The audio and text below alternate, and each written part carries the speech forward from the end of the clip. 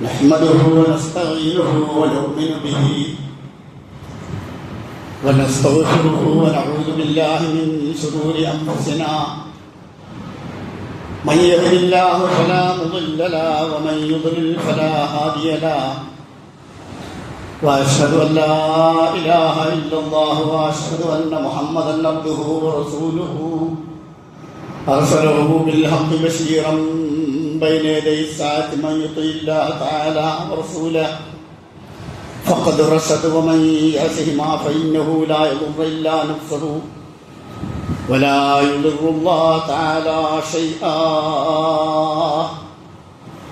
اللهم صل على محمد وعلى آل محمد كما صليت على إبراهيم وعلى آل إبراهيم.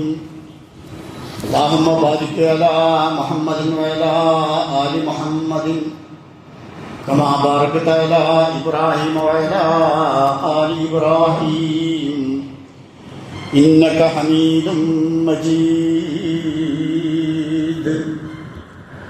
أما بعد إن أصدق الحديث كتاب الله وأحسن الهدي هدي محمد صلى الله عليه وسلم وشر الأمور محدثاتها وكل محدثة بدعة وكل بدعة ضلالة وكل ضلالة في النار.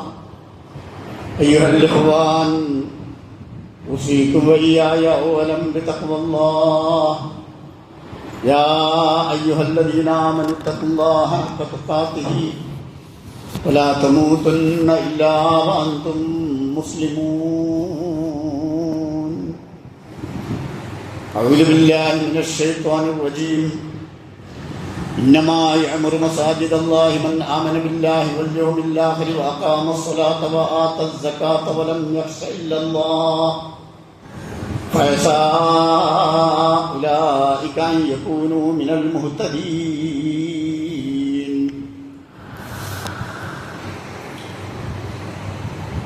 സ്നേഹാദരണീയരായ സത്യവിശ്വാസികളെ, സൃഷ്ടാവും സംരക്ഷകനും സർവശക്തരമായ അല്ലാഹുവിൻ്റെ നിയമങ്ങളും നിർദ്ദേശങ്ങളും ജീവിതത്തിൻ്റെ സകലമാന മേഖലകളിലും കാത്തുസൂക്ഷിച്ച് നല്ല മുത്തഖീങ്ങളായി ജീവിക്കാൻ പരമാവധി പരിശ്രമിക്കുകയും അതിനുവേണ്ടി കഠിനമായി പ്രയത്നിക്കുകയും പ്രാർത്ഥിക്കുകയും ചെയ്യണമെന്ന് എന്നോടും നമ്മുടെ ഓരോരുത്തരോടും വസിയ്യത്ത് ചെയ്യുകയാണ്.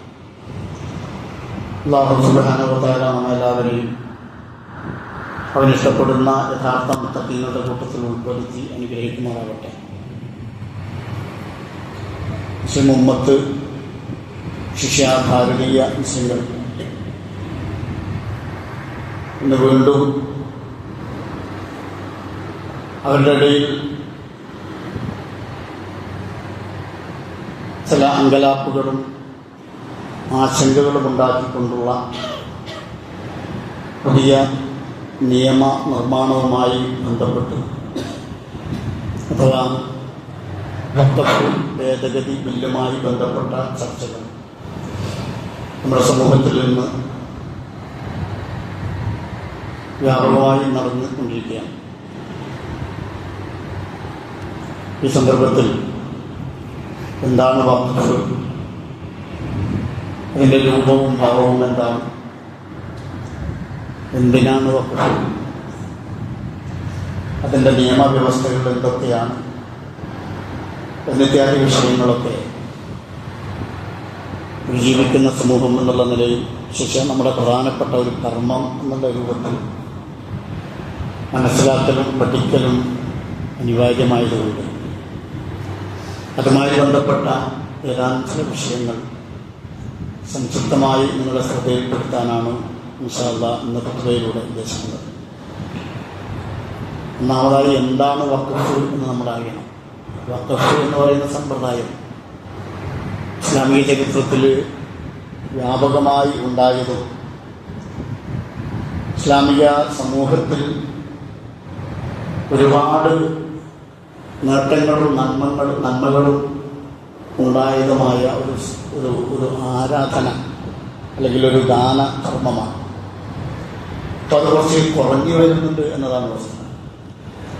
യഥാർത്ഥത്തിൽ ഇന്ന് ലോകത്ത് കാണുന്ന പല സംവിധാനങ്ങളും സ്ഥാപനങ്ങളും നമ്മുടെ ഇന്ത്യയിലും നമ്മുടെ കേരളത്തിലും ഒക്കെ കാണുന്ന അതൊക്കെ അതിൽ നല്ലൊരു ശതമാനവും വഖഫ് സ്വത്തുക്കളാണ്. പക്ഷെ പലതിൽ നിന്ന് അന്യാധീനപ്പെട്ടു പോയിട്ടുണ്ട് എന്നത് മറ്റൊരു വസ്തുതയാണ്.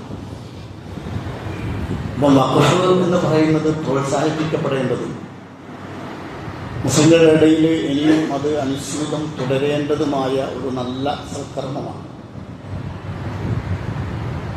എന്താണ് വഖഫ്? ദാനധർമ്മങ്ങൾ, കേവലം ദാനധർമ്മങ്ങളല്ല വഖഫ്. ദാനധർമ്മങ്ങൾ ധാരാളമായി നമ്മൾ നിർവഹിക്കുന്നു. പക്ഷെ ദാനധർമ്മങ്ങളിലെ അല്ലെങ്കിൽ സദഖയിലെ ഏറ്റവും ഉന്നതമായ ഒരു രൂപമാണ് വഖഫ് എന്ന് പറയുന്നത്. ഒരാൾ അയാളുടെ സ്വത്തിൻ്റെ വരുമാനവും അതിൻ്റെ പ്രയോജനവും പുണ്യകരമായ കാര്യത്തിന് വേണ്ടി ഉപയോഗിക്കാൻ, ആ സ്വത്ത് ശാശ്വതമായി അല്ലാഹുവിന്റെ മാർഗത്തിൽ നൽകുന്നതിനാണ് വഖഫ് എന്ന് പറയുന്നത്. ഒരാളുടെ ഒരു സമ്പത്തിൽ സ്വത്ത്, സ്വത്താകാം, അല്ലെങ്കിൽ മറ്റെന്തെങ്കിലും സ്ഥാപന ജംഗമ സ്വത്തുക്കളൊക്കെ ആകാം. അതിൻ്റെ അസല് നിലനിർത്തിക്കൊണ്ട് അതിൽ നിന്ന് വരുന്ന വരുമാനങ്ങൾ അല്ലെങ്കിൽ അതിൻ്റെ പ്രയോജനങ്ങൾ അത് പൊതു നന്മയ്ക്ക് വേണ്ടി നീക്കിവെച്ച് ധർമ്മം ചെയ്യുന്ന ഒരു സമ്പ്രദായം, ഒരു സംവിധാനം, അതാണ് വഖഫ് എന്ന് പറഞ്ഞാൽ. ഉദാഹരണമായി ഒരാളുടെ ഒരു തെങ്ങിൻതോട്ട്, 1 ഏക്കർ അല്ലെങ്കിൽ 2 ഏക്കർ നിൽക്കുന്ന ഒരു തെങ്ങിൻതോട്ട്, അത് അതിൻ്റെ വരുമാനങ്ങളൊക്കെ ഈ പള്ളിക്ക് വേണ്ടി അല്ലെങ്കിൽ ഇവിടെയുള്ള ഒരു മദ്രസയ്ക്ക് വേണ്ടി അല്ലെങ്കിൽ ഇവിടെയുള്ള ഏതെങ്കിലും സാമൂഹിക നന്മയ്ക്ക് വേണ്ടി ഉപയോഗിക്കണം എന്ന നിയ്യത്തോടു കൂടി ആ സ്ഥലം ധർമ്മം ചെയ്യുന്നതിനെ, ദാനം ചെയ്യുന്നതിനെയാണ് വഖഫ് എന്ന് പറയുന്നത്. ഒരു വരുമാനവും പ്രയോജനവും ഉണ്ടാകും. ഒരാളൊരു പള്ളി എടുത്തു, അയാളുടെ സ്ഥലത്ത് ഒരു പള്ളി എടുത്തു, എന്നിട്ട് ഈ പള്ളി സത്യവിശ്വാസികളായ ആളുകൾക്ക് നമസ്കരിക്കാൻ വേണ്ടി ഞാൻ നിശ്ചയിച്ചിട്ടുണ്ട്. അപ്പൊ അതിന്റെ പ്രയോജനങ്ങൾ ജനങ്ങൾക്ക് ലഭിക്കുക. ഇതിനാണ് വഖഫ് എന്ന് പറയുന്നത്. സാമൂഹികമായ ഒരുപാട് നന്മകൾക്ക് വേണ്ടി പ്രയോഗിക്കും. ഒരു കിണർ, ഒരാളയാളുടെ സ്ഥലത്ത് ഒരു കിണർ കുഴിച്ചു, എന്നിട്ട് ആ കിണറിൽ നിന്ന് എല്ലാ ആളുകൾക്കും വെള്ളം, കുടിവെള്ളം ആവശ്യമായ ആളുകൾക്കൊക്കെ അതിൽ നിന്ന് വെള്ളം എടുക്കാൻ ഞാനിത് ധർമ്മം ചെയ്യും. അങ്ങനെയുണ്ട്. ഇങ്ങനെ നിരവധി വഖഫിന്റെ സ്വത്തുക്കളും സംവിധാനങ്ങളും ഒക്കെ. അത് യഥാർത്ഥത്തിൽ പ്രവാചകൻ സല്ലല്ലാഹു അലൈഹി വസല്ലമയുടെ കാലത്ത് പ്രവാചകൻ സല്ലല്ലാഹു അലൈഹി വസല്ലമയുടെ ജീവിതത്തിലാണ് അത് ആരംഭം കുറിച്ചത്. ജാഹിലി കാലഘട്ടത്തിൽ അതുണ്ടായിരുന്നു. അപ്പോൾ ദാനധർമ്മങ്ങളൊക്കെ എടുത്ത് പരിശോധിച്ചാൽ എല്ലാ സമൂഹത്തിലും ഉണ്ടാകും, ജാഹിലി സമൂഹത്തിലുണ്ടായിരുന്നു. പക്ഷെ ഇങ്ങനെ ഒരു സംവിധാനം ജാഹിലി സമൂഹത്തിലുണ്ടായിരുന്നില്ല. മരണാനന്തരമാണ് അതിന്റെ പ്രതിഫലം നമ്മൾ പ്രധാനമായും ആഗ്രഹിക്കുന്നത്. അപ്പം ഈ സ്വത്ത്, ഞാൻ ഒരു സ്വത്തെടുത്ത് അത് വഖഫ് ചെയ്താൽ അതിൽ നിന്നുള്ള വരുമാനം ഉപയോഗിച്ചുകൊണ്ട് നടക്കുന്ന എല്ലാ നന്മകളുടെയും പ്രതിഫലം ഞാൻ മരിച്ചാലും എൻ്റെ ഖബറിലേക്ക്, എൻ്റെ മരണാനന്തര ജീവിതത്തിലേക്ക് അതിൻ്റെ പ്രതിഫലം ഇങ്ങനെ വന്നുകൊണ്ടേയിരിക്കും. അതാണ് അതിന്റെ സവിശേഷത. നമ്മളൊരാൾക്ക് 1000 ഉറുപ്പിക കൊടുത്തു നോക്കാം, അത് കഴിഞ്ഞു, അതോടെ കഴിഞ്ഞു. നമ്മൾ നമസ്കരിച്ചു, നമസ്കാരത്തിന്റെ പ്രതിഫലം അല്ലാഹു തന്നു. നോമ്പെടുത്തു, അതിന്റെ പ്രതിഫലം തന്നു. പക്ഷെ വഖഫ് അങ്ങനെയല്ല. ആ വഖഫ് സ്വത്തിൽ നിന്ന് നൽകുന്ന, ഈ പള്ളി വഖഫ് ചെയ്തു കഴിഞ്ഞാൽ ഈ പള്ളിയിൽ നിന്ന് ആളുകൾ വന്ന് നമസ്കരിക്കുന്ന കാലത്തോളം അതിന്റെ ഒരു പ്രതിഫലം ആ വഖഫ് ചെയ്ത ആൾക്ക് എത്ര കാലം നിലനിൽക്കുന്നുവോ അത്രയും കാലം അയാൾക്ക് ലഭിച്ചുകൊണ്ടേയിരിക്കുന്ന അനുഗ്രഹീതമായ ഒരു പ്രതിഫലം ലഭിക്കുന്ന, മരണാനന്തരം ലഭിച്ചുകൊണ്ടേയിരിക്കുന്ന ഒരു അനുഗ്രഹീത സംവിധാനമാണ് വഖഫ് എന്ന് പറയുന്നത്. നമ്മൾ മറ്റ് കർമ്മങ്ങളൊക്കെ ഇവിടെ അവസാനിക്കും. മഹാനായ പ്രവാചകൻ സ്വല്ലല്ലാഹു അലൈഹി വസല്ലം പറഞ്ഞല്ലോ, അബൂ ഹുറൈറ റിവായത്ത് ചെയ്ത ഒരു ഹദീസ്, ഇദാ മാതൽ ഇൻസാനു ഇൻഖതാ അമലുഹു ഇല്ലാ മിൻ സലാസ്. ഒരാൾ മരിച്ച അയാളുടെ കർമ്മങ്ങളൊക്കെ കഴിഞ്ഞ് തീർന്നു, പിന്നെ അയാൾ ഈ ഭൂമിയിൽ വെച്ച് ചെയ്തത് എന്താണോ അതിനനുസരിച്ചുള്ള ആ ചെയ്ത കർമ്മങ്ങൾക്കുള്ള പ്രതിഫലം പരലോകത്തിങ്ങനെ കിട്ടുകയല്ല. അപ്പൊ അതോടുകൂടി എല്ലാം അവസാനിച്ച് മരണത്തോടുകൂടി. കാരണം പിന്നെ അവന് വേറെ സൽക്കർമ്മങ്ങളൊന്നും ചെയ്യാൻ കഴിയില്ലല്ലോ. പക്ഷെ ഇല്ലാനും സലാസിൻ 3 കാര്യങ്ങൾ ഒഴിച്ചു, ആ 3 കാര്യങ്ങൾക്ക് അയാളുടെ അതിന്റെ പ്രതിഫലം അയാൾക്ക് ഇങ്ങനെ മരണാനന്തരവും ലഭിച്ചുകൊണ്ടേയിരിക്കുമെന്നർത്ഥം. അതിൽ ഏറ്റവും പ്രധാനമായി പറഞ്ഞത് സ്വതക്കത്തിൻ ജാരിയ, ജാരിയായ സ്വതക്ക. വഖഫിന് ഹദീസിൽ ഉപയോഗിച്ച പ്രയോഗം അതാണ്. ജാരിയായ സദക്ക, നിലനിൽക്കുന്ന, ഒഴുകിക്കൊണ്ടേയിരിക്കുന്ന, അനുസ്യൂതം തുടരുന്ന ആ സദക്ക ഒരാൾ മരിച്ചു കഴിഞ്ഞാൽ അയാൾക്ക് ഇങ്ങനെ ലഭിച്ചുകൊണ്ടേയിരിക്കും എന്റെ പ്രതിഫലം. രണ്ടാമത് പറഞ്ഞത് എന്താ? ഉപകാരപ്രദമായ ഇൽമ്. ഒരാൾക്ക് ഒരു ഇൽമ് പകർന്നു നൽകും. ആ പകർന്നു നൽകിയ ഇൽമ അനുസരിച്ച് അയാൾ ജീവിക്കുമ്പോൾ അയാൾ പ്രവർത്തിക്കുകയാണ് എങ്കിൽ ആ പ്രവർത്തിച്ച ആൾക്ക് ലഭിക്കുന്ന പ്രതിഫലം പോലെ തന്നെ അതിൽ ഒട്ടും അയാൾക്ക് കുറവ് വരാതെ ഈ ഇൽമ് പകർന്നു നൽകിയ ആൾക്കും അല്ലാഹു സുബ്ഹാനഹു വ തആല നൽകിക്കൊണ്ടിരിക്കും. അപ്പൊ അയാൾ മരിച്ചാലും അതിങ്ങനെ ലഭിച്ചുകൊണ്ടേയിരിക്കും. മൂന്നാമത് നല്ല വിശ്വാസിയായ ഒരു നല്ല മോൻ, സ്വാലിഹായ ഒരു സന്താനം. ആ സന്താനം ചെയ്യുന്ന പ്രാർത്ഥനകള് അദ്ദേഹം മരിച്ചു കഴിഞ്ഞാലും ആ പ്രാർത്ഥനയുടെ ഫലമായുള്ള പ്രതിഫലവും എന്ത് ചെയ്യും? ഈ മരിച്ചാൽ ഇങ്ങനെ ലഭിച്ചുകൊണ്ടേയിരിക്കും. ഈ 3 കാര്യമാണ് മരണാനന്തരവും മനുഷ്യന് ലഭിക്കുന്ന സൽക്കർമ്മങ്ങൾ. അത് ഏറ്റവും ഒന്നാമതായി ആദ്യമായി എടുത്തു പറഞ്ഞത്, പ്രാധാന്യത്തോടുകൂടി പറഞ്ഞത് സ്വതക്കത്തിൻ ജാരിയ എന്നാണ്. അതാണ് ഈ വഖഫ് എന്ന് പറയുന്നത്. ഈ സംവിധാനം യഥാർത്ഥത്തിൽ മുസ്ലിം ഉമ്മത്തിന്റെ ഇടയിൽ വ്യാപകമായി നടക്കേണ്ടതാണ്. ഇന്നത് വളരെ കുറഞ്ഞു വരികയാണ്. ഈ ജാരിയായ സദക്ക അല്ലെങ്കിൽ വഖഫ് സംവിധാനം പൊതുവെ ഇന്ന് കുറഞ്ഞു വന്നിട്ടുണ്ട്. ആ വഖഫ് സംവിധാനം പ്രോത്സാഹിപ്പിക്കപ്പെടേണ്ടതും അത് സമൂഹത്തിന്റെ നന്മക്ക് ഉപയുക്തമായ രൂപത്തിൽ നിലനിൽക്കേണ്ടതുമാണ്. ഇസ്ലാമില് ആദ്യമായി വഖഫ് സമ്പ്രദായം പ്രവാചകൻ സല്ലല്ലാഹു അലൈഹി വസല്ലമയുടെ കാലത്ത് ഉമർ റളിയല്ലാഹു അൻഹു ആണ് നടപ്പിലാക്കിയല്ല ചെയ്തത്. മഹാനായ ഉമർ റളിയല്ലാഹു അൻഹു, ബുഖാരി മുസ്ലിമിൽ റിവായത്ത് ചെയ്യുന്ന ഒരു ഹദീസ് ഉണ്ട്. ഇബ്നു ഉമർ റളിയല്ലാഹു അൻഹു, ഇബ്നു ഉമർ റളിയല്ലാഹു അൻഹു റിവായത്ത് ചെയ്യാണ്, ഖാല അസാബ ഉമറു അർളൻ ബിഖൈബർ. ഉമർ റളിയല്ലാഹു അൻഹുവിന് ഖൈബർ യുദ്ധത്തിൽ കുറച്ച് ഭൂമി കിട്ടി. നല്ല വിലപിടിപ്പുള്ള ഭൂമിയാണ്.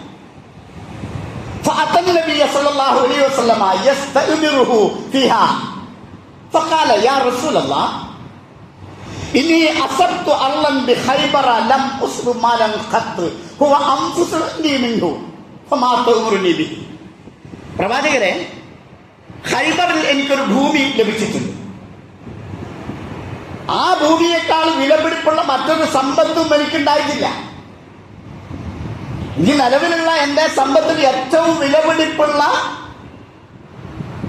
ഒരു ഭൂമിയാണ് ഖൈബറിൽ എനിക്ക് ലഭിച്ചത്. ഈ ഭൂമിയെ സംബന്ധിച്ച് പ്രവാചകൻ സല്ലല്ലാഹു അലൈഹി വസല്ലമയോട് കൂടിയാലോചന നടത്താൻ ഉമർ റളിയല്ലാഹു അൻഹു വരികയില്ല. ഉമർ റളിയല്ലാഹു അൻഹു പ്രവാചകനോട് സംബന്ധിച്ച് പറഞ്ഞു, ഇതെന്ത് ചെയ്യാം? അപ്പൊ പ്രവാചകൻ സല്ലല്ലാഹു അലൈഹി വസല്ലം പറഞ്ഞു, ഇൻ ശിഇത ഹബസ്ത അസ്ലഹ വതസദ്ദഖത ബിഹാ. നീ ഉദ്ദേശിക്കുകയാണെങ്കിൽ, അവനോട് പറയാം, താങ്കൾ ഉദ്ദേശിക്കുകയാണെങ്കിൽ അത് വഖഫ് ചെയ്യുകയും അതിന്റെ വരുമാനം ധർമ്മമായി നിശ്ചയിക്കുകയും ചെയ്യുക. ഇസ്ലാമിലെ ആദ്യത്തെ വഖഫാ പറയുന്നത്. ഏറ്റവും ആദ്യമുണ്ടായ വഖഫ് ഇതാണ്. അങ്ങനെ ഉമർ റളിയല്ലാഹു അൻഹു എന്ത് ചെയ്തു? ഖാല ഫതസദ്ദഖ ബിഹാ ഉമർ അന്നഹു ലാ യുബാഉ അസ്ലുഹ വലാ യുബ്താഉ വലാ യൂറസു വലാ യുഹബ്. ഉമർ റളിയല്ലാഹു അൻഹു ആ ഭൂമി ഖൈബറിൽ നിന്ന് ഉമർ റളിയല്ലാഹു അൻഹു ലഭിച്ച ഉമർ റളിയല്ലാഹു അൻഹുവിന്റെ കൈവശം ഉണ്ടായിരുന്നതിൽ ഏറ്റവും വിലപിടിപ്പുള്ള ആ ഭൂമി വഖഫ് ചെയ്തു. എന്താ വഖഫ് ചെയ്തത്? എങ്ങനെയാ? അത് വിൽക്കാനോ അനന്തരമായി എടുക്കാനോ ദാനമായി നൽകാനോ പാടില്ല എന്ന ഉപാധിയോടെയാണ് ദാനം ചെയ്തത്. അപ്പം വഖഫ് സ്വത്തുകൾ പിന്നീട് അത് വിൽക്കാൻ പാടില്ല, അത് ദാനം ചെയ്യാൻ പാടില്ല. അത് അതിൻ്റെതായ ചില നന്മകൾക്ക് ഉപയോഗിക്കുന്ന രൂപത്തിലുള്ള ക്രയവിക്രയങ്ങളെ പണ്ഡിതന്മാർ അംഗീകരിക്കുന്നുണ്ട്. പക്ഷെ അടിസ്ഥാനപരമായി അതവിടെ നിലനിർത്തുക, അങ്ങനെ അത് അനന്തരമായി എടുക്കാൻ പാടില്ല. ഞാനിപ്പോ ഒരു പറമ്പ് വഖഫ് ചെയ്താൽ പിന്നെ എന്റെ വാപ്പ വഖഫ് ചെയ്തതാണ് എന്ന് പറഞ്ഞുകൊണ്ട് അത് വായന നാവുകൊണ്ട് പറഞ്ഞാലും ശരി, പിന്നെ എന്റെ മക്കൾക്ക് എടുക്കാൻ പറ്റില്ല. അപ്പൊ ഇത് ഉമർ റളിയല്ലാഹു അൻഹു ചെയ്തു. എന്നിട്ട് ഉമർ റളിയല്ലാഹു അൻഹു അത് പറഞ്ഞു, ഖാല ഫതസദ്ദഖ ഉമറു ഫിൽ ഫുഖറാഇ വഫിൽ ഖുർബ വഫിൽ തുഖാബി വഫി സബീലില്ലാഹി വബിനി സബീലി വല്ലൈഫ്. എന്നിട്ട് അതിൽ നിന്നുള്ള വരുമാനം ഫുഖറാക്കൾക്ക്, അഗതികൾക്ക്, അതുപോലെ തന്നെ അടുത്ത ബന്ധുക്കൾക്ക്, അടിമമോചനത്തിന്, അള്ളാഹുവിന്റെ മാർഗത്തിന്, അതുപോലെ വഴിയാത്രക്കാരായി വന്ന് ബുദ്ധിമുട്ടുന്ന ആളുകൾക്ക്, വല്ലൈഫ് അതിഥികൾക്ക്, ഇവർക്കൊക്കെ ഉപകാരപ്പെടുന്ന ആവശ്യമായ രൂപത്തിൽ അതിൽ നിന്ന് ചെലവഴിക്കാൻ വേണ്ടിയിട്ട് നിശ്ചയിക്കുകയും അങ്ങനെ ധർമ്മം ചെയ്യുകയും ചെയ്യും. ലാ ജുനാഹ അലാ മൻ വലിയ യഅകുല മിൻഹാ ബിൽ മഅറൂഫ് ഔ യുഖീമ സദീഖൻ വൈറ മുത്തമവ്വിദിൻ ഫീഹി. അവിടെ ഒരു നിബന്ധനയും കൂടിയുണ്ട്. അതിനൊരു മുത്തവല്ലിയെ നിശ്ചയിക്കാം. ആ മുത്തവല്ലി അയാളുടെ ഭക്ഷണത്തിന് അല്ലെങ്കിൽ അയാളുടെ സുഹൃത്തുക്കളുടെ സദീഖുകളുടെ ഭക്ഷണത്തിന് ആവശ്യമായ അത്യാവശ്യ ഭക്ഷണം ഉപയോഗിക്കുവാൻ എന്നല്ലാതെ അതിൽ നിന്ന് സമ്പാദ്യപ്പെടുത്ത് അതിന് കുറച്ച് സമ്പാദിക്കാനും അതിന് കുറച്ച് വരുമാനം ഇട്ട് കൊണ്ടുപോകാനും പാടില്ല. എന്റെ വ്യവസ്ഥയിൽ കൂടി ആ ആദ്യത്തെ വഖഫിൽ തന്നെ അതിന്റെ വ്യവസ്ഥയും സംക്ഷിപ്തമായി ഇവിടെ പരാമർശിക്കുന്നത്. എന്നിട്ട് ഈ ഖൈബറിലെ ഈ ഭൂമിയുടെ മുത്തവല്ലിയായി ഉമർ റളിയല്ലാഹു അൻഹു നിശ്ചയിച്ചത് മകൾ ഹഫ്സ, പ്രവാചകൻ സല്ലല്ലാഹു അലൈഹി വസല്ലമയുടെ ഭാര്യയും കൂടിയായ ഹഫ്സ റളിയല്ലാഹു അൻഹയാണ് അതിന്റെ മുത്തവല്ലിയായി നിശ്ചയിച്ചത്. അപ്പൊ ലോകത്ത് ആദ്യമായി നടന്ന വഖഫാണിത്, ഖൈബറിലെ ഭൂമി. അതിനുശേഷം പ്രവാചകന്റെ കാലത്ത് തന്നെയും പ്രവാചകന്റെ കാലത്തിന് ശേഷവും ഇന്നോളവും ധാരാളം സ്വത്തുക്കൾ ഇങ്ങനെ വഖഫായി നിശ്ചയിക്കപ്പെട്ടിട്ടുണ്ട്. പള്ളികള്, മദ്രസകള്, അറബി കോളേജുകള്, വിദ്യാഭ്യാസ സ്ഥാപനങ്ങള്, ഇതിനൊക്കെ ആവശ്യമായ വരുമാനങ്ങൾ, കിണറുകൾ, കെട്ടിടങ്ങൾ, കൃഷിയിടങ്ങൾ, ഇങ്ങനെ ഒരുപാട് വഖഫ് സ്വത്തുക്കൾ ഇന്ന് ഭൂമിയിൽ നിലവിലുണ്ട്. മദീനയിലെ ഒരു സംഭവം, മറ്റൊരു സംഭവമുണ്ട്. പ്രവാചകൻ സല്ലല്ലാഹു അലൈഹി വസല്ലമയുടെ കാലത്ത് മദീനയിൽ ബിർ റൂമ എന്ന് പറയുന്ന ഒരു കുടിവെള്ള സ്രോതസ് ഉണ്ടായിരുന്നു, ഒരു കിണർ. അതൊരു ജൂതന്റെ കയ്യിലായിരുന്നു. എന്നിട്ട് ആ ജൂതൻ അതിൽ നിന്ന് വെള്ളം വിൽക്കുമ്പോൾ വല്ലാണ്ട് വിലയിടാം.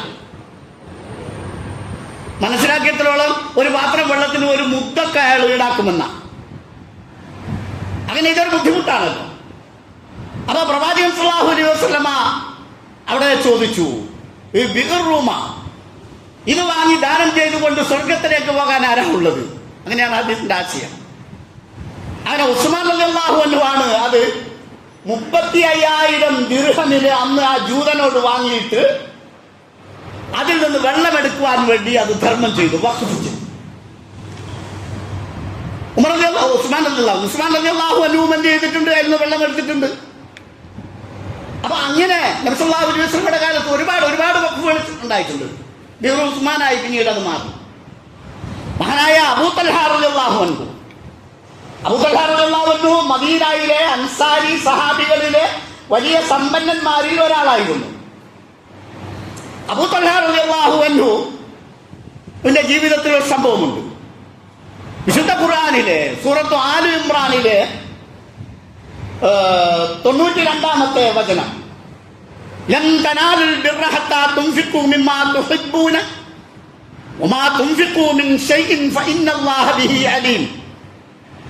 വിശുദ്ധ ഖുർആനിലെ ഈ വചനം ഇറങ്ങിയപ്പോൾ എന്താണ് ഈ വചനം പറയുന്നത്? ലൻ തനാലുൽ ബിർറ ഹത്താ തുൻഫിഖൂ മിമ്മാ തുഹിബ്ബൂന വമാ തുൻഫിഖൂ മിൻ ഷൈഇൻ ഫഇന്നല്ലാഹ ബിഹി അലീം. നിങ്ങൾ ഇഷ്ടപ്പെടുന്നതിൽ നിന്ന് നിങ്ങൾ ചെലവഴിക്കുന്നത് വരെ നിങ്ങൾക്ക് പുണ്യം നേടാൻ ആവുകയില്ല. നിങ്ങൾ ഏതൊരു വസ്തു ചെലവഴിക്കുന്നതായാലും തീർച്ചയായും അല്ലാഹു അതിനെ സംബന്ധിച്ചൊക്കെ നന്നായി അറിയുന്നവനാണ്. ഈ വചനം ഇറങ്ങിയപ്പോൾ അബൂ തൽഹ റളിയല്ലാഹു അൻഹു പ്രവാചകൻ സല്ലല്ലാഹു അലൈഹി വസല്ലമയോട് പറഞ്ഞു, പ്രവാചകരെ, അല്ലാഹു പറഞ്ഞത് ഇങ്ങനെയാണല്ലോ, നിങ്ങൾ ഇഷ്ടപ്പെടുന്നത് സമ്പത്തുകൾ അല്ലാഹുവിന്റെ മാർഗ്ഗത്തിൽ ചെലവഴിക്കുമ്പോഴാണ് നിങ്ങൾ പുണ്യം നേടാൻ കഴിയാന്നല്ലേ. ഞാൻ എൻ്റെ തോട്ടങ്ങളിൽ ഏറ്റവും സമൃദ്ധമായ, ഏറ്റവും വരുമാനമുള്ള, ഏറ്റവും മനോഹരമായ, ഏറ്റവും വിലപിടിപ്പുള്ള എൻ്റെ കൈവശമുള്ള ഒരു കുറേ തോട്ടങ്ങൾക്കുടമയാണ്. ബൈറുഹാ എന്ന് പറയുന്ന തോട്ടം മദീന പള്ളിയുടെ തൊട്ടടുത്താണത്. ആ മദീന പള്ളിയിൽ ഞാൻ ഏറ്റവും ഇഷ്ടപ്പെടുന്ന ബൈറുഹാ എന്ന് പറയുന്ന ആ തോട്ടം അള്ളാഹുവിന്റെ മാർഗത്തിൽ ദാനം ചെയ്യാൻ തീരുമാനിക്കുന്നു. പ്രവാചകരെ എന്ത് ചെയ്യണം?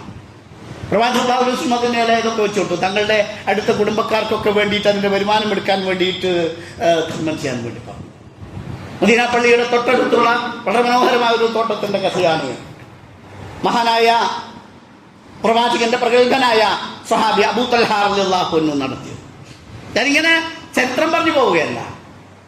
ഇങ്ങനെ പ്രവാചകൻ സല്ലല്ലാഹു അലൈഹി വസല്ലമയുടെ കാലത്ത് ഒരുപാട് വഖഫ് സംവിധാനങ്ങൾ ഉമർ റളിയല്ലാഹു അൻഹുവിൽ നിന്ന് തുടങ്ങി ഇതുപോലെ ഉസ്മാൻ റളിയല്ലാഹു അൻഹു, അബൂ തൽഹ പോലെയുള്ള ഒരുപാട് സഹാബികൾ അവരുടെ ഏറ്റവും ഇഷ്ടപ്പെട്ടതും വിലപിടിപ്പുള്ളതുമായ സ്ഥാപന ജംഗമ സ്വത്തുക്കളൊക്കെ വഖഫായി നിശ്ചയിച്ചു.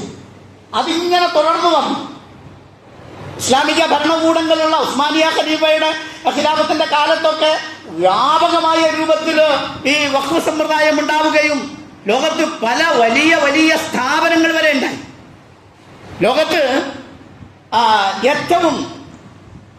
ഏറ്റവും ആദ്യമായി നിർമ്മിക്കപ്പെട്ട യൂണിവേഴ്സിറ്റി മൊറോക്കോയിലെ ജാമിയ ഖവായ. അതാരാ നിർമ്മിച്ചത്? ഏറ്റവും ആദ്യമായി ലോകത്തുണ്ടാക്കിയ യൂണിവേഴ്സിറ്റി. നമ്മൾ മനസ്സിലാക്കണം.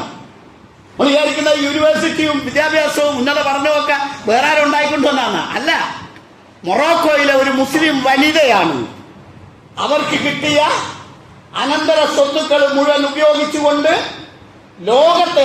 ലോകത്തെ ഒന്നാമത്തെ ആദ്യത്തെ യൂണിവേഴ്സിറ്റി സ്ഥാപിച്ചത്. അങ്ങനെ ഒരുപാട് സംവിധാനങ്ങൾ. ഇന്ന് കാണുന്ന അലിഗഡ് യൂണിവേഴ്സിറ്റി, ഇന്ത്യയിലെ അലിഗഡ് യൂണിവേഴ്സിറ്റിയും അതിന്റെ പരിസരത്തുള്ള ഡൽഹിയുടെ പ്രാന്തപ്രദേശങ്ങളൊക്കെയും വഖഫ് ചെയ്തതാണ്. കേരളത്തിലെ ഫറൂഖ് കോളേജും അനുബന്ധമായ സ്ഥലങ്ങൾ ഒരുപാട് കാര്യങ്ങൾ പറയാം. ഇങ്ങനെ ലോകത്ത് ഇസ്ലാമിക സമൂഹത്തിന്റെ ഈ ഒരു ഇടപെടല് ഒരുപാട് നന്മകൾ ഉണ്ടാക്കിയിട്ടുണ്ട്, ഒരുപാട് പുരോഗതികൾ ഉണ്ടാക്കിയിട്ടുണ്ട്, ഇസ്ലാമിക നാഗരികത ഉണ്ടാക്കിയിട്ടുണ്ട്. ആ വഖഫ് സംവിധാനം പലപ്പോഴും ഇന്ന് പല രൂപത്തിലും അന്യാധീനപ്പെട്ടതായി നമുക്ക് കാണാം. പലതും അന്യാധീനപ്പെട്ടിട്ടുണ്ട്. ഇന്ത്യയിലെ ഒരുപാട് സ്വത്തുക്കൾ അന്യാധീനപ്പെട്ടു പോയിട്ടുണ്ട്. ചരിത്രത്തിൽ വായിക്കാൻ കഴിയുന്നത് ഡൽഹി എന്ന് പറയുന്ന ആ പ്രദേശം തന്നെ മൊത്തം വഖഫായിരുന്നു. അതൊക്കെ അന്യാധീനപ്പെട്ടു പോയി. ഇന്നത്തെ കണക്ക് പ്രകാരം ഏതാണ്ട് 9.4 ലക്ഷം ഏക്കർ വഖഫ് സ്വത്തുണ്ട് ഇന്ത്യയിൽ. 9.4 ലക്ഷം ഏക്കർ ഭൂമി ഇന്ന് ഇന്ത്യയിൽ രേഖാപരമായ വഖഫിലുണ്ട്. ഏതാണ്ട് 1.2 ലക്ഷം കോടി ഉറുപ്പിക വിലമതിക്കുന്നതാണ്. 1.2 ലക്ഷം കോടി ഉറുപ്പിക വിലമതിക്കും. ഇങ്ങനെ വഖഫ് എന്ന് പറയുന്നത് ഇന്ത്യയിൽ ഏറ്റവും കൂടുതൽ സ്വത്തുള്ളത് ഇന്ത്യയുടെ മിലിറ്ററിക്കുമാണ്. അത് കഴിഞ്ഞാൽ പിന്നെ ഉള്ളത് വഖഫ് സ്വത്താണ്. ഇങ്ങനെ ഇന്ത്യയിൽ തന്നെ നല്ല ഒരു ആസ്തി യഥാർത്ഥത്തിൽ വഖഫ് മേഖലയിലുണ്ട്. ഇത് അന്യാധീനപ്പെടുന്ന രൂപത്തിലുള്ള പ്രവണതകളാണ് ഇപ്പോൾ നമ്മുടെ രാജ്യത്ത് നടന്നുകൊണ്ടിരിക്കുന്നത്, അല്ലെങ്കിൽ ചർച്ച ചെയ്തുകൊണ്ടിരിക്കുന്നത്, അല്ലെങ്കിൽ പാർലമെന്റിൽ അവതരിപ്പിച്ച നിയമനിർമ്മാണത്തിലൂടെ സംഭവിക്കാൻ പോകുന്നത്. അതുകൊണ്ടാണ് ഈ വഖഫിന്റെ ഗൗരവം നമ്മൾ ഉൾക്കൊള്ളണം. 2 കാര്യം നമ്മൾ മനസ്സിലാക്കണം. ഒന്ന്, വഖഫ് എന്ന് പറയുന്ന സമ്പ്രദായം അന്യാധീനപ്പെടാൻ പാടില്ല, അല്ലെങ്കിൽ നമ്മൾ അതിൽ നിന്ന് പുറകോട്ട് പോകാൻ പാടില്ല. ഇപ്പോഴും നമ്മുടെ ജീവിതത്തിലെ പരമാവധി സ്വത്തുക്കൾ അവരുടെ 1/3 കൊടുക്കരുതെന്നാ. സ്വത്ത് വഖഫ് ചെയ്യുമ്പോൾ പിന്നെ അനന്തരാവകാശികളെ പട്ടിണി കിട്ടുകൊണ്ട് എല്ലാം അങ്ങനെ വഖഫ് ചെയ്യാനും ദാനാർപ്പണം ചെയ്യാനും ഇസ്ലാം അനുവദിക്കുന്നില്ല. അപ്പൊ ആ രൂപത്തിൽ നമ്മുടെ കയ്യിൽ ഉള്ള പല സ്വത്തുക്കളും സമൂഹത്തിന്റെ നന്മക്ക്, അത് പള്ളിക്ക് വേണ്ടി മാത്രമാകണമെന്നില്ല. പള്ളിയാകാം, മദ്രസയാകാം, വിദ്യാഭ്യാസ സ്ഥാപനങ്ങളാകാം, ആശുപത്രികളാകാം, ഇതുപോലെ അപ്പാർട്ട്മെന്റുകളാകാം, വാടക കെട്ടിടങ്ങൾ, പിന്നെ റൂമുകൾ ഉണ്ടാക്കി അതിൽ നിന്ന് വാടക ഉണ്ടാക്കി അതിങ്ങനെ വരുമാനം, പിന്നെ അല്ലെങ്കിൽ ഇപ്പൊ ദുരന്ത മേഖലയിൽ പറയാം, ദുരന്ത മേഖലയിൽ ഇപ്പൊ വീടില്ലാത്ത ആളുകൾക്ക് ഒരാൾ വയനാട്ടിൽ പോയിട്ട് കുറച്ച് സ്ഥലം വാങ്ങി, അവിടെ കുറച്ച് പിന്നെ കമ്പാർട്ട്മെന്റുകൾ ഉണ്ടാക്കി, കുറച്ച് ഷെൽട്ടറുകൾ ഉണ്ടാക്കി, എന്നിട്ട് അയാൾ അത് വഖഫ് ചെയ്തു. ഈ ആളുകൾക്ക് അത് താമസിക്കാം ഫ്രീ ആയി. അതുപോലെ ഇതുപോലെ ദുരന്തം വരുന്ന ആളുകൾക്ക് താമസിക്കാം എന്ന് പറഞ്ഞത് വഖഫാണ്. ഇങ്ങനെ സാമൂഹിക മേഖലയിൽ വലിയ അടയാളപ്പെടുത്തലുകൾ നടത്തേണ്ടുന്നതാണ് വഖഫ്. അതുകൊണ്ട് നമ്മളൊക്കെ ആ വഖഫിന്റെ മേഖലയിൽ ശ്രദ്ധയുള്ളവരാവുകയും, രണ്ടാമതായി ഇസ്ലാമിക സമൂഹം അള്ളാഹുവിൽ നിന്ന് മരണാനന്തരവും നമുക്ക് പ്രതിഫലം ലഭിച്ചുകൊണ്ടേ ഇരിക്കണമെന്ന് മനസ്സിലാക്കിയിട്ട് ചെയ്യുന്ന ഈ മഹത്തായ വഖഫ് സ്വത്തുക്കൾ അന്യാധീനപ്പെട്ടു പോകാതെ അതിന്റെ യഥാർത്ഥമായ ഉദ്ദേശ ലക്ഷ്യങ്ങൾ പൂർത്തീകരിക്കുന്ന രൂപത്തിൽ നിലനിർത്തുവാൻ ആവശ്യമായ പ്രവർത്തനങ്ങൾ നമ്മൾ നടത്തണം. ഈ 2 കാര്യങ്ങൾ ഈ സന്ദർഭത്തിൽ നമ്മൾ ശ്രദ്ധിക്കുകയും ഗൗരവത്തോടു കൂടി കാണുകയും ചെയ്യണമെന്ന് ഓർമ്മപ്പെടുത്തുകയാണ്. അല്ലാഹു അനുഗ്രഹിക്കുമാറാവട്ടെ, തൗഫീഖ് നൽകുമാറാവട്ടെ.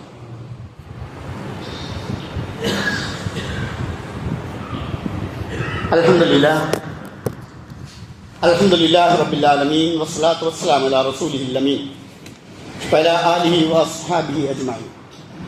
യാ അയ്യുഹല്ലദീന ആമനൂ തഖുല്ലാഹ ഹഖ്ക തുഖാതിഹി വലാ തമൂതുന്ന ഇല്ലാ വഅൻതും മുസ്ലിമൂൻ.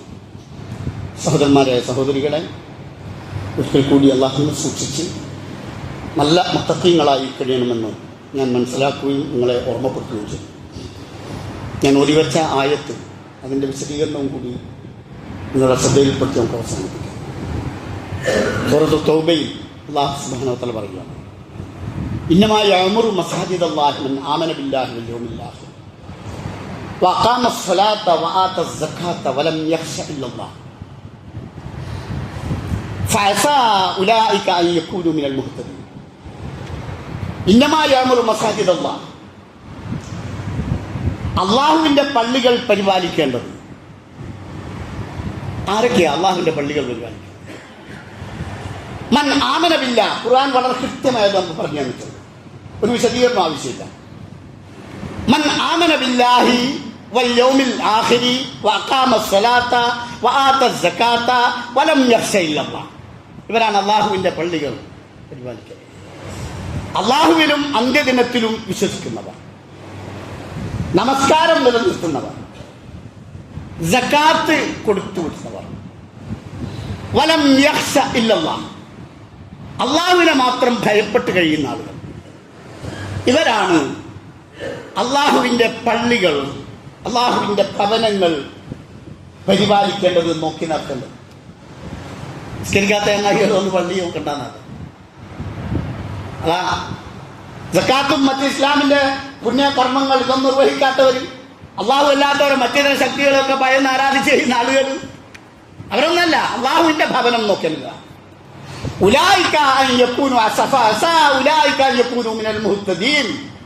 അങ്ങനെ ആ രൂപത്തിൽ ചെയ്യുന്ന ആളുകൾ, അത്തരക്കാർ സന്മാർഗം പ്രാപിക്കുന്നവരായേക്കാം. ഇതാണ് അല്ലാഹു സുബ്ഹാനഹു വ തആല പറഞ്ഞത്. ഇതൊരു വിശദീകരണവും വലിയ വ്യാഖ്യാനമൊന്നും നോക്കാണ്ട് കൃത്യമായി നമുക്ക് ബോധ്യപ്പെടുത്തി തരുന്നു. ഇന്ന് വഖഫ് സ്വത്തുകളിൽ നല്ല ഒരു ശതമാനവും അള്ളാഹുവിന്റെ ഭവനങ്ങളാണ്. അള്ളാഹുവിന്റെ ഭവനങ്ങൾ വഖഫ് ചെയ്ത് ധാരാളം നമുക്ക് കാണാൻ കഴിയും. അപ്പൊ അള്ളാഹുവിന്റെ ഭവനങ്ങൾ ഉൾക്കൊള്ളുന്ന വഖഫ് സംവിധാനങ്ങൾ അത് കൈകാര്യം ചെയ്യേണ്ടത് ആരാണ് എന്ന് കൃത്യമായി, ആരാണോ നമ്മോട് വഖഫ് ചെയ്യാൻ പറയുന്നത് അതേ അള്ളാഹു തന്നെ നമ്മോട് പറഞ്ഞു തന്നിട്ടുണ്ട്. അപ്പൊ വഖഫ് സ്വത്തുക്കൾ കൈകാര്യം ചെയ്യേണ്ടത് ആരാ? ഇവിടെ ഇപ്പോൾ പുതുതായി പാർലമെന്റിൽ അവതരിപ്പിച്ച ബില്ലിനെ നമ്മൾ എന്തെങ്കിലും ഒരു സംഘീതത്വത്തിന്റെ പേരിൽ എതിർക്കുന്നതോ വിമർശിക്കുന്നതോ അല്ല. മറിച്ച് വഖഫ് എന്ന് പറയുന്ന മഹത്തായ ആ സംവിധാനത്തിന്റെ, പുണ്യകരമായ സംവിധാനത്തിന്റെ കടക്കൽ കത്തിവെക്കുന്ന അല്ലെങ്കിൽ അതിനെ ഇല്ലാതാക്കുന്ന രൂപത്തിലുള്ള നിയമനിർമ്മാണങ്ങളാണ് വരുന്നതെന്നുകൊണ്ടാണ്. വിശ്വാസ സ്വാതന്ത്ര്യം നമുക്ക് അംഗീകരിക്കുന്നതാണ്, നമ്മുടെ ഭരണഘടന അംഗീകരിക്കുന്നതാണ്. അപ്പൊ ആ വിശ്വാസികളുടെ സമ്പത്തും അവരുടെ ആരാധനാലയങ്ങളും സംരക്ഷിക്കുവാനും അവർക്ക് അവകാശമുണ്ട്. അത് നമ്മുടെ ഭരണഘടന നമുക്ക് നൽകുന്നതാണ്. അപ്പം വഖഫ് സംവിധാനം എന്ന് പറയുന്നത് അള്ളാഹുവിൽ നിന്ന് പ്രതിഫലം കാക്ഷിച്ചുകൊണ്ട്, മരിച്ചാലും പ്രതിഫലം ലഭിക്കണമേ എന്ന് ആഗ്രഹിച്ചുകൊണ്ട് നൽകുന്ന ആ സമ്പത്ത് കൈകാര്യം ചെയ്യേണ്ടത് ആ വഖഫിനെ യഥാർത്ഥമായ രൂപത്തിൽ ഉൾക്കൊണ്ട് മനസ്സിലാക്കുന്ന ആളുകൾ തന്നെയായിരിക്കണം, വിശ്വാസി സമൂഹങ്ങൾ തന്നെയായിരിക്കണം. ഒന്ന്. രണ്ട്, ഇന്ത്യയുടെ നിലവിലുള്ള അവസ്ഥയിൽ ഓരോ ആരാധനാലയങ്ങളും അവരുമായി ബന്ധപ്പെട്ട അതിന്റെ പ്രോപ്പർട്ടികളും അതിന്റെ വിശ്വാസാചാരങ്ങളും അനുഷ്ഠാനങ്ങളും ഒക്കെ സംരക്ഷിക്കപ്പെടേണ്ടത് അതാത് മതവിശ്വാസികൾ തന്നെയാണ്. ദേവസ്വം ബോർഡിൽ നമ്മൾ കൈക്കൂടണം എന്ന് പറഞ്ഞാൽ അതൊരു അനീതിയാണ്. അങ്ങനെ നമുക്ക് പറയാൻ പാടില്ല. ഒരു മുസ്ലിം അങ്ങനെ പറയുന്നത് ശരിയല്ല. ചർച്ചുമായി ബന്ധപ്പെട്ട മേഖലയിൽ കുറച്ച് മറ്റു തര വിഭാഗങ്ങൾ കയറിക്കൊണ്ടം എന്ന് പറയുന്നത് നീതിയുക്തമല്ല. അതുപോലെ തന്നെയാണ് മുസ്ലിം ഉമ്മത്ത് അള്ളാഹുവിന്റെ വലിയ ലക്ഷ്യം വെച്ചുകൊണ്ട് അവർക്ക് അള്ളാഹുവിൽ നിന്ന് പ്രതിഫലം ലഭിച്ചുകൊണ്ട് പ്രതിഫലം ലഭിക്കണമെന്ന് കാക്ഷിച്ചുകൊണ്ട് ആഗ്രഹിച്ചുകൊണ്ട് ചെയ്യുന്ന ഈ വഖഫ് സമ്പ്രദായം അത് അതിൻ്റെതായ അർത്ഥത്തിൽ നിലനിൽക്കണമെങ്കിൽ അത് കൈകാര്യം ചെയ്യുന്നത്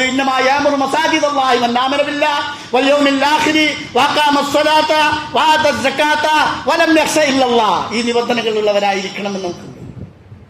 പുതുതായി വരുന്ന നിയമത്തില് പ്രധാനമായും നമ്മളെ പ്രയാസപ്പെടുത്തുന്ന ഒരു ഭേദഗതി ഇത് വഖഫ് സ്വത്തുകള് മറ്റിതര വിഭാഗങ്ങൾക്ക് കൈകാര്യം ചെയ്യാം എന്നാണ്. അങ്ങനെ കൈകാര്യം ചെയ്താൽ വഖഫിന്റെ യഥാർത്ഥമായ അന്തസ്സും അതിന്റെ അന്തസ്സത്തെ നിലനിർത്താൻ കഴിയില്ല. ഒന്നാമത്. രണ്ടാമത്, വഖഫ് എന്ന് പറയുന്നത് പ്രധാനമായും 3 തലത്തിൽ നടക്കുന്നുണ്ട്. ഒന്നാമതായി ബൈ ഡീഡ്. ഇപ്പൊ ആധാരം രജിസ്റ്റർ ചെയ്തുകൊണ്ട് വഖഫ് ചെയ്യാം. ഇപ്പൊ ഇതിന്റെ ഈ സ്ഥലത്തിന്റെ ഒക്കെ ആധാരം രജിസ്റ്റർ ചെയ്തുകൊണ്ട് ഇത് വഖഫ് ചെയ്യുന്നു. അങ്ങനെ രജിസ്റ്റർ ചെയ്യാം രേഖാപരമായി. മറ്റൊന്ന് എന്താണ് ബൈ യൂസർ. അതൊരു വലിയ ഒരുപാട് വഖഫ് സ്വത്തുക്കളുണ്ട്. അങ്ങനെ എന്ന് പറഞ്ഞാൽ പതിറ്റാണ്ടുകളല്ല, നൂറ്റാണ്ടുകളായി ഉപയോഗിച്ചു വരുന്ന, മുസ്ലിങ്ങൾ ഉപയോഗിച്ചു വരുന്ന ഒരുപാട് ആരാധനാലയങ്ങള്, ശ്മശാനങ്ങള്, സംവിധാനങ്ങളൊക്കെ ഇന്ന് ഇന്ത്യയിലും ലോകത്തിന്റെ വിവിധ ഭാഗങ്ങളിലുണ്ട്. അതിന് രേഖാഭ്യർത്ഥന കാണണമെന്നില്ല. അങ്ങനെ അത് പരമ്പരാഗതമായി ഉപയോഗിച്ചു വരുന്ന രൂപത്തിലുള്ളതാണ് വഖഫ് സ്വത്തുക്കൾ.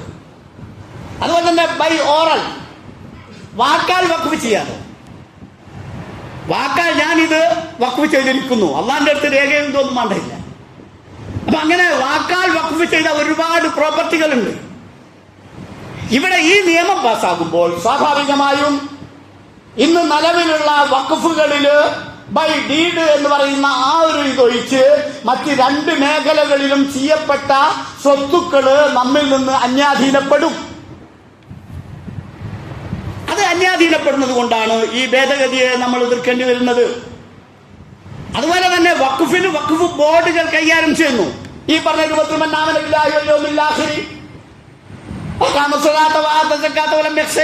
പറയുന്ന രൂപത്തിലുള്ള ആളുകളെ ഉൾപ്പെടുത്തിക്കൊണ്ട് നമ്മൾ എന്ത് ചെയ്യുന്നു? അതിനൊരു ബോർഡൊക്കെ ഉണ്ടാക്കുന്നുണ്ട്. വിശ്വാസികൾ അതിലുള്ളത്, അതിലാണ് മറ്റുള്ളവർക്ക് പരിഹാരം എന്ന് പറയുന്നത്. പക്ഷെ ഇപ്പോൾ പുതിയ നിയമപ്രകാരം, ഭേദഗതി പ്രകാരം ആ വഖഫിന്റെ പരമാധികാരി അല്ലെങ്കിൽ അന്തിമമായ വാക്ക് ജില്ലാ കലക്ടർക്ക് അല്ലെങ്കിൽ ഭരണകൂടത്തിന് നൽകുന്നു. ഒരു വഖഫ് സംബന്ധമായ ഒരു തർക്കമുണ്ടായാൽ ആ തർക്കം വഖഫ് ബോർഡ് ഇരുന്ന് കൈകാര്യം ചെയ്യണം. അത് ചെയ്തിട്ടില്ലെങ്കിൽ വഖഫ് ട്രിബ്യൂണൽ അത് വിടണം. ജില്ലാ മജിസ്ട്രേറ്റ് തീരുമാനമാണത്. അങ്ങനെയാണ് ഇപ്പോൾ നിലവിലുള്ള നിയമം. എന്നാൽ ഇനി വരാൻ പോകുന്നത്, അങ്ങനെ ഒരു തർക്കമുണ്ടായാൽ, ആ സ്വത്തുക്കളുമായി ബന്ധപ്പെട്ട വിഷയമുണ്ടായാൽ അത് വഖഫ് ബോർഡോ അല്ലെങ്കിൽ ട്രിബ്യൂണലോ അല്ല, മറിച്ച് കലക്ടറാണ് അതിന്റെ തീർപ്പ് കൽപ്പിക്കേണ്ടത് എന്ന് പറയുമ്പോൾ ആരാണോ ആ കലക്ടർ നിയമിക്കുന്നത് അല്ലെങ്കിൽ ഭരണകൂടത്തിന്റെ താല്പര്യത്തിനനുസരിച്ചുള്ള തീരുമാനമായിരിക്കും വരിക എന്നതുകൊണ്ട് തന്നെ വഖഫ് സ്വത്തുകൾ അതുവഴി അന്യാധീനപ്പെടാൻ സാധ്യതയുണ്ട്. ഇങ്ങനെ കുറെ വിഷയങ്ങൾ അത് വിശദമായി പറയുമ്പോൾ ഒരുപാട് സമയം എടുക്കും. ഉള്ളത് കൊണ്ടാണ് നമ്മൾ യഥാർത്ഥത്തിൽ ഈ വഖഫിന്റെ ഭേദഗതിയെ നമ്മൾ എതിർക്കുകയും അത് അരുതെന്ന് ഭരണകൂടത്തോട് വിനയത്തോടെ പറയുകയും ചെയ്യുന്നത്. മുസ്ലിം ഉമ്മത്ത്, അതിൽപ്പെട്ട വിശ്വാസി സമൂഹം, അവർക്ക് നാളെ മരണാനന്തരവും ജീവിതമുണ്ടെന്ന് വിശ്വസിക്കുന്നവരാണ്. ആ മരണാനന്തരവും എനിക്ക് പ്രതിഫലം ലഭിച്ചുകൊണ്ടേ ഇരിക്കണമെന്ന് ആഗ്രഹിച്ചുകൊണ്ട് അവരേറ്റവും ഇഷ്ടപ്പെടുന്ന അവരുടെ സമ്പത്ത് ഇതുപോലെ പൊതു നന്മക്ക്, സാമൂഹിക നന്മക്ക്, ആരാധനത്തിന്, വിദ്യാഭ്യാസത്തിന്, അതുപോലെ ഒരുപാട് കാര്യങ്ങൾക്ക് ഒക്കെ വിനിയോഗിക്കുമ്പോൾ അത് അതിൻ്റെതായ രൂപത്തിലും ഭാവത്തിലും എന്നും നിലനിൽക്കണമെന്ന് ആഗ്രഹമുള്ളത് കൊണ്ടാണ് അത് ഭേദഗതി വരുത്തിക്കൊണ്ട് അതിനെ തകർക്കരുത് എന്ന് ഭരണകൂടത്തോട് നമ്മൾ ആവശ്യപ്പെടുന്നത്. അതിൽ യാതൊരു സംഭൂതത്വമില്ല, യാതൊരു വിഷയവുമില്ല. വഖഫ് സമ്പ്രദായം അത് മഹത്തരമായ ഒരു കർമ്മമാണ്, സൽക്കർമ്മമാണ്, ആരാധനയാണ്. അത് അതിൻ്റെതായ അർത്ഥത്തിൽ തന്നെ നിലനിർത്തുവാനും പ്രവർത്തിക്കുവാനും അല്ലാഹു നമുക്കൊക്കെ തൗഫീക്ക് നൽകി അനുഗ്രഹിക്കുമാറാവട്ടെ. വഖഫ് പ്രോപ്പർട്ടികളൊക്കെ ഒരുപാട് അന്യാധീനപ്പെട്ടു പോയിട്ടുണ്ട്. വഖഫ് ഭേദഗതികളൊക്കെ ഒരുപാട് ഉണ്ടായിട്ടുണ്ട്, പല ഘട്ടങ്ങളിലും ഉണ്ടായിട്ടുണ്ട്. പക്ഷെ ആ ഭേദഗതികളൊക്കെയും വഖഫ് പ്രോപ്പർട്ടികളും വഖഫ് സംവിധാനങ്ങളും നിലനിർത്താനും പോഷിപ്പിക്കാനും വികസിപ്പിക്കാനും വളർത്താനും ഒക്കെയാണ്. പക്ഷെ ഇപ്പോൾ വരുന്ന നിയമങ്ങൾ അത് ശരിക്കും ഇറങ്ങിത്തിരിച്ചു നോക്കിയാൽ അത് ഇതിനെ ഇല്ലാതാക്കാനാണ്, നശിപ്പിക്കാനാണ് എന്ന തോന്നൽ വരുമ്പോൾ ആ ആശങ്ക ദൂരീകരിക്കേണ്ടതുണ്ട്. അങ്ങനെ ഇന്ത്യയിലെ എല്ലാ സമൂഹത്തെയും ചേർത്ത് പിടിക്കുവാനുള്ള സംവിധാനം അല്ലാഹു സുബ്ഹാനഹു വ തആല രാജ്യത്ത് നൽകി അനുഗ്രഹിക്കുമാറാവട്ടെ. നമ്മുടെ ജീവിതത്തിൽ വഖഫ് നൽകിക്കൊണ്ട്, വഖഫ് സ്വത്തുക്കൾ, നമ്മുടെ സമ്പത്തുകളൊക്കെ വഖഫ് ചെയ്തുകൊണ്ട് പരലോകത്ത് എപ്പോഴും പ്രതിഫലം ലഭിച്ചുകൊണ്ടിരിക്കുന്ന ആ ഒരു നല്ല സൽക്കർമ്മങ്ങൾ കൂടുതൽ പരിപോഷിച്ചു കൊണ്ടുവരുവാനുള്ള സാഹചര്യവും അള്ളാഹു നൽകി അനുഗ്രഹിക്കുമാറാവട്ടെ. നമ്മുടെ ദാനധർമ്മങ്ങളും ജാരിയായ സദഖകളും എല്ലാം അള്ളാഹു സ്വീകരിക്കുകയും പ്രതിഫലം നൽകി അനുഗ്രഹിക്കുകയും ചെയ്യുമാറാവട്ടെ.